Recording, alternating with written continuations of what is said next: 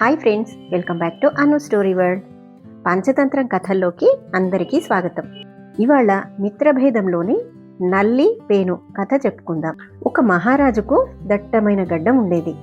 అందులో మంద విసర్పణి అనే పేను చేరి కాలం గడుపుతూ ఉండేది. మహారాజు గాఢ నిద్రలో ఉండగా కుట్టి అతడి రక్తం తాగి కడుపు నింపుకునేది.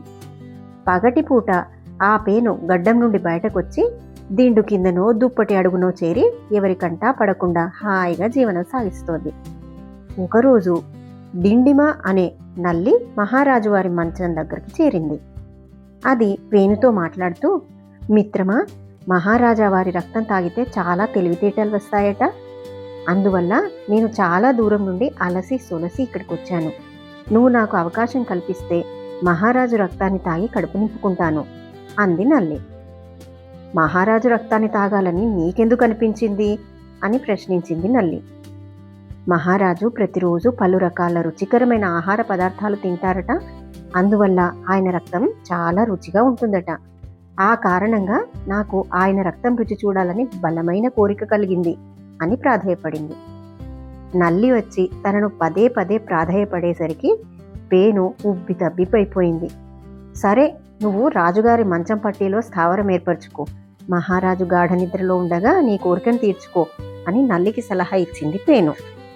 ప్రతిరోజు రాజు నిద్రపోయిన పిదప ఒకవైపు నల్లి, మరోవైపు పేను మహారాజు రక్తాన్ని జూరుకునేది. ఒకరోజు మహారాజు పంచభక్ష పరమాన్నాలు భుజించాడు. భుక్తాయాసంతో సరిగా నిద్ర పట్టక అటూ ఇటూ దొర్లుతున్నాడు. మహారాజు నిద్రపోకముందే నల్లి వెళ్ళి మెడపై బలంగా కుట్టి రక్తం పీల్చింది. మహారాజుకు బాధ కలగడంతో సైనికులను పిలిచాడు. నన్ను ఏదో కీటకం బలంగా కుట్టింది చూడండి అని ఆజ్ఞాపించాడు. ఇంతలో నల్లి చటుక్కున మంచం పట్టీలో దూరి దాక్కుంది.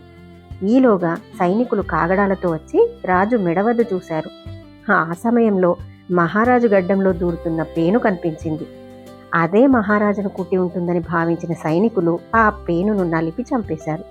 కాబట్టి ఇతరుల స్వభావం తెలియకుండా మన దరి చేరనీయరాదు.